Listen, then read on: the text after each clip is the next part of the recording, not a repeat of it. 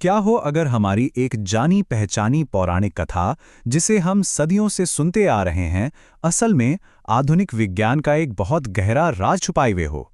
आज हम वराह अवतार की कहानी के पीछे छिपे उसी वैज्ञानिक सच को समझने की कोशिश करेंगे। यही वो सवाल है ना? जो वराह अवतार की कथा को एक पहेली बना देता है। एक ऐसा विरोधाभास जो सीधे सीधे लॉजिक को चुनौती देता है। लेकिन क्या ये कहानी वाकई असंभव है? या फिर हम इसे समझने में ही कोई गलती कर रहे हैं? तो चलिए इसी असंभव सी लगने वाली कहानी से ही शुरू करते हैं। एक राक्षस, एक सुअर और समुद्र के गर्भ से बचाया गया हमारा ग्रह। इस जानी पहचानी कथा के नीचे एक बहुत बड़ा रहस्य छुपा है और आज हम उस कोड को क्रैक करने वाले हैं। तो कहानी कुछ ऐसी है कि हिरण्याक्ष नाम का एक असुर था जो पृथ्वी को खींचकर रसातल में यानी गहरे सागर में ले गया। और तब भगवान विष्णु ने वराह का रूप लिया और पृथ्वी को बाहर निकाला। अब देखिए, अगर इसे शब्दशः देखें तो बात थोड़ी उलझन भरी लगती है, पर क्या हो अगर इस कहानी का मतलब कभी शाब्दिक था ही नहीं? अगर कहानी का मतलब शब्दशः नहीं है तो फिर इसका असली अर्थ क्या है? इस पहेली को सुलझाने की चाबी हमारे प्राचीन पुराणों की सांकेतिक यानी सीक्रेट लैंग्वेज को समझने में छिपी है। हमारी पड़ताल का पहला और सबसे बड़ा सुराग एक बहुत ही शक्तिशाली शब्द में छिपा है, हिरण्यगर्भ। ऋग्वेद से आया ये शब्द ब्रह्मांड की शुरुआत में सृष्टि के स्रोत को दिखाता है। एक सुनहरा गर्भ, एक कॉस्मिक न्यूक्लियस। और ये देखिए, ये समानता तो सच में हैरान करने वाली है।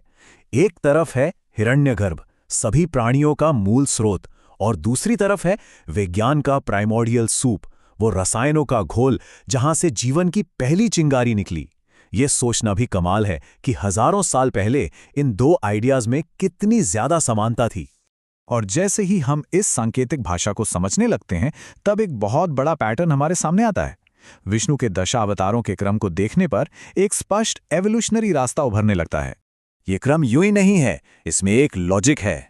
पहला अवतार मत्स्य यानी मछली, जो पूरी तरह से पानी के जीवन की शुरुआत है। दूसरा अवतार कच्छप यानी कछुआ, जो जल और थल दोनों पर रहने वाले एम्फीबियस जीवन की ओर एक बहुत बड़ी छलांग है। और फिर तीसरा वराह, जो पहले स्तनधारी यानी मैमल्स के उदय का प्रतीक है। ये तो पृथ्वी पर जीवन के विकास का एक सटीक नक्शा जैसा लगता है।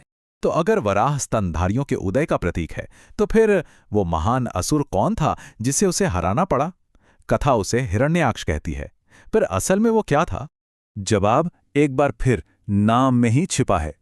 देखिए, हिरण्य का एक अर्थ है सुनहरा तत्व या डीएनए जैसी जेनेटिक चीज, और अक्ष का मतलब है धुरी या एक्सिस। तो हिरण्य अक्ष कोई व्यक्ति नहीं, बल्कि विकास की धुरी में यानी एवोल्यूशन के रास्ते में आया एक ब्लॉक था, एक रुकावट।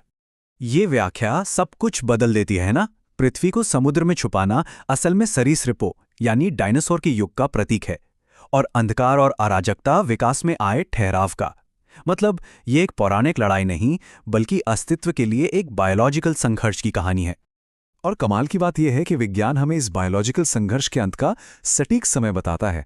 आज से करीब 6.5 करोड़ साल पहले एक भयानक घटना हुई थी, जिसे केपीजी एक्सटिंक्शन इवेंट कहते हैं। इसी घटना ने पृथ्वी से सरीसृपों के राज को हमेशा के लिए खत्म कर दिया। और यहीं आकर सारी कड़ियां जुड़ जाती हैं। हिरण्याक्ष की मृत्यु और वराह का उदय इसी घटना का एक जबरदस्त सिंबल है। एक प्रलय जिसने सरीसृपों का सफाया कर दिया और जमीन के नीचे बिलों में रहने वाले छोटे गर्म खून वाले मैमल्स को जिंदा रहने और इस दुनिया पर छा जाने का मौका दे दिया। लेकिन रुकिए, क्या यह सब सिर्फ एक आधुनिक सोच है जिसे हम अतीत पर थोप रहे हैं? नहीं, बिल्कुल नहीं। इसका सबूत हमेशा से मौजूद था, सिर्फ ग्रंथों में नहीं बल्कि पत्थरों पर उकेरा हुआ। मध्य प्रदेश में खजुराहो के वराह मंदिर और विदिशा के पास उदयगिरी की गुफाओं जैसी जगहों पर हमारे पूर्वजों ने पक्के सुराग छोड़े। शायद वो जानते थे कि पत्थर की मूर्तें किसी भी लिखे हुए ग्रंथ से ज्यादा समय तक दिखेंगी और आने वाली पीढ़ियों तक उनका संदेश पहुंचाएंगी। खजुराहो में विजयी वराह के पैरों के नीचे जिसे दिखाया गया है, उस पराजित हिरण्याक्ष को ध्यान से देखिए। उसे एक इंसान के रूप में नहीं, बल्कि एक विशाल सर्प, एक रेप्टाइल के रूप में उकेरा गया है। ये एक बहुत सोची समझी कलात्मक पसंद थी। और ये कोई एक अकेली मिसाल नहीं है। उदयगिरी की गुफाओं में भी यही कहानी दोहराई गई है। वहां भी हिरण्याक्ष को एक विशाल नाग के रूप में ही पराजित दिखाया गया है। ये एक ऐसा संदेश है जो सदियों और मीलों के फासले के बाद भी नहीं बदला कि असली शत्रु सरीसृपों का युग था। तो अब तस्वीर बिल्कुल साफ हो जाती है। वो असुर असल में सरीसृपों का योग था और उद्धार करता था पहला मैमल। बराह अवतार की कहानी कोई कोरी कल्पना नहीं, बल्कि एक साइंटिफिक रिकॉर्ड है जो आधुनिक विज्ञान से हजारों साल पहले रेप्टाइल्स से मैमल्स तक की एवोल्यूशनरी छलांग को दर्ज करती है। ये पूरी पड़ताल हमें एक बहुत गहरे सच की ओर ले जाती है कि शायद ये प्राचीन ग्रंथ महज कहानियां नहीं, बल्कि कॉस्मिक और बायोलॉजिकल ज्ञान के एन्क्रिप्टेड डेटाबेस हो सकते हैं। अगर वराह अवतार की एक कहानी विकास का इतना बड़ा राज खोल सकती है, तो जरा सोचिए हमारी दूसरी पौराणिक कथाओं में और कितने वैज्ञानिक रहस्य छुपे हैं जो बस डिकोड होने का इंतजार कर रहे हैं।